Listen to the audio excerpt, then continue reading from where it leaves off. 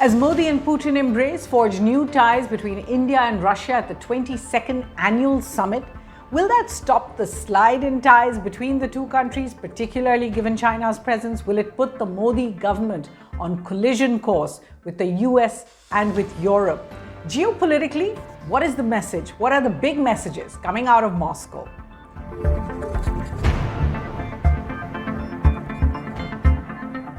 Hello and welcome to Worldview at The Hindu with me, Suhasini Haidar. In fact, I did travel to Moscow to cover that visit, and all our stories are there on www.thehindu.com.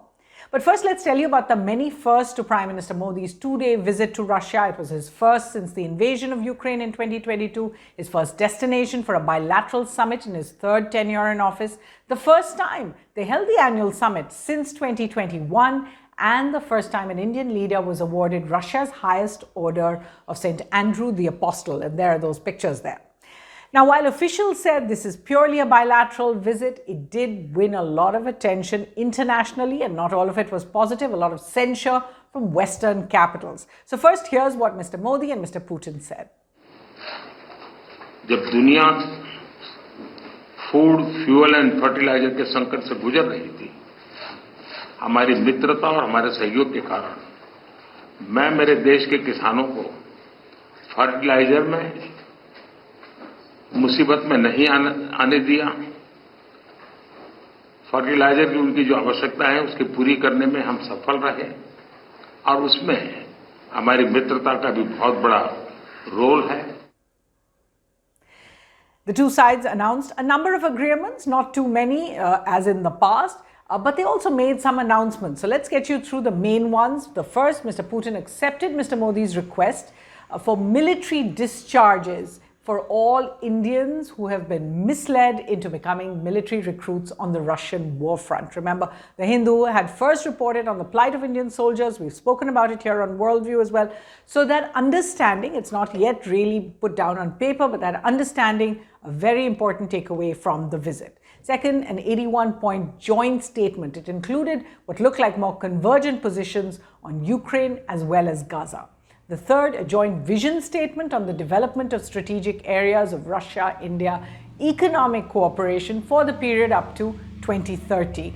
And they announced a $100 billion target for bilateral trade by 2030 as well. Fourth, an agreement to facilitate trade and investment in Russia's Far East, which includes the Chennai-Vladivostok Maritime Corridor. It was announced in 2019, but it's being really effectively actualized now after COVID, as well as the delays due to the war. Fifth, that India will open 2 new consulates in Kazan and in Yekaterinburg. Kazan is important to watch because that's where a BRICS summit is going to be held in October, and there's a possibility Prime Minister Modi will travel back to Russia for that. I also, while I was there, spoke to several Indian businessmen on how the Prime Minister's visit will help resolve some of their big problems. Issues of trade, payments, banking, and of course, largely sanctions. So listen in, this is Sukrit Sharan from St. Petersburg about how he expects this visit to change things. I think sanctions have created new opportunities. We look at it in the form of opportunities for India. China has gained a lot in the current sector. India, of course, they are very positive about it, but somehow they have been not in the same scale as China. And I'm sure with new avenues, with the PM's visit, we'll be catching up with it, so that our trade volumes in terms of the current situation, they also grow. And finally, we saw Mr. Modi address the Ukraine war question, and he spoke particularly about the pain of seeing civilians die. Listen in. से युद्ध हो, संघर्ष हो, आतंकवादी हमले हो, मानवता में विश्वास करने वाला हर व्यक्ति जब जानहानि होती है तब बहुत पीड़ित होता है, लेकिन उसमें भी जब मासूम बच्चों की कत्ल होती है, मासूम बच्चों को मरते हुए देखते हैं, तब हृदय छलनी हो जाता है और वो दर्द बहुत भयानक होता है. Которые вы уделяете наиболее острым проблемам, в том числе пытаетесь найти какие-то пути к решению и украинского кризиса, и, конечно, прежде всего мирным путем. So despite that statement, why did so many Western countries, mainly the US and Ukraine, say they were upset by the visit? The first reason really that the Modi-Putin meeting came just hours after Russia rained 40+ missiles on Ukraine, including on a children's hospital. And in fact, this is the tweet that came from Ukraine President Zelensky, really saying this is a devastating loss for the peace process, that the leader of the world's largest democracy was embracing Mr. Putin. The second, that formal talks came on a day Washington began a special NATO summit with Western allies, also with Zelensky there. And the Modi visit really spiked all plans to show that Putin has been isolated and that they were there in solidarity together at one part of the world while he was alone on the other. So that was another reason really for the unhappiness. The third, Prime Minister Modi did speak about the need for peace. You heard him there. He decried civilian losses, but he didn't criticize Mr. Putin for the invasion of Ukraine, even though his words were a bit sharper a little later when he went to Austria for a visit after Russia. Fourth reason, the India-Russia joint statement issued spoke of the conflict around Ukraine, not in Ukraine, and that virtually accepts Russian territorial claims. And that was one big worry. And the fifth, really, the US State Department said it had raised its concerns with New Delhi on its ties with Russia. And the US ambassador, Eric Garcetti, and this is an important moment because for a diplomat to be so blunt in his comments where he said that in the times of conflict, there is no such thing as strategic autonomy, more or less saying India and the US must be seen to be acting together. Clearly, this is not something that New Delhi holds, and New Delhi has consistently spoken about its independent foreign policy, its right to strategic autonomy. What then broadly are India's messages from Moscow? So I'm going to give you 5 of those messages. One, that bilateral ties that have been flagging for some years appear to have been put back on track with the Modi-Putin meeting. It is significant that Prime Minister Modi made the visit to Moscow for the talks. He spent 8 to 9 hours each day with President Putin rather than having meetings at the SCO the week before. Remember, he skipped that visit, or in fact on the sidelines, as I said, of the upcoming BRICS summit in Kazan.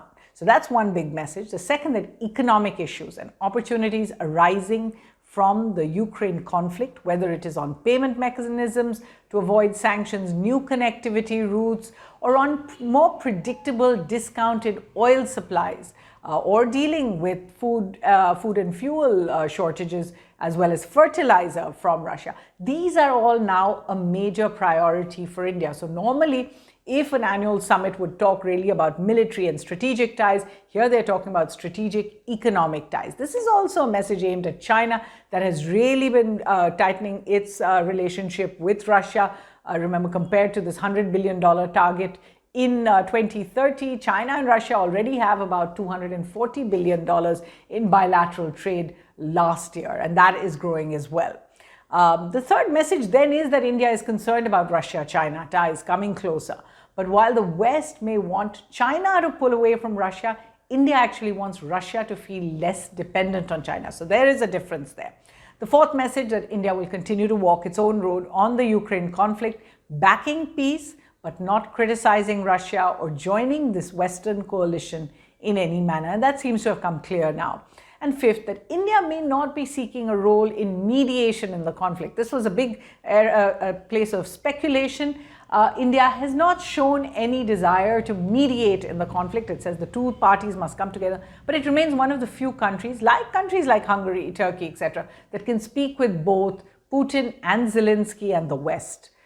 So what's Worldview's take? The resumption of India-Russia annual summits after 3 years is an important inflection point. Along with bilateral agreements and the personal Modi-Putin rapport, this may send the message that New Delhi now believes that the conflict in Ukraine has turned an irreversible corner. For Moscow, the big message is that Russia is not isolated, and Putin's visits to Beijing, to Hanoi and Pyongyang, as well as that visit by the Hungarian Prime Minister last week, reinforce that while the Western coalition is fiercely with Ukraine, Russia believes it has the global majority. The most important outcome really is to watch if and how this really changes the Delhi-Washington relationship, especially with elections there and much more turbulence expected. So I'm not going to give you Worldview book recommendations or reading recommendations this week. I will be back with them next week because that's all we have time for. But I am going to leave you with these images of the visit, of the color, the music of Prime Minister Modi's visit to Russia. From the team at Worldview, thanks for watching.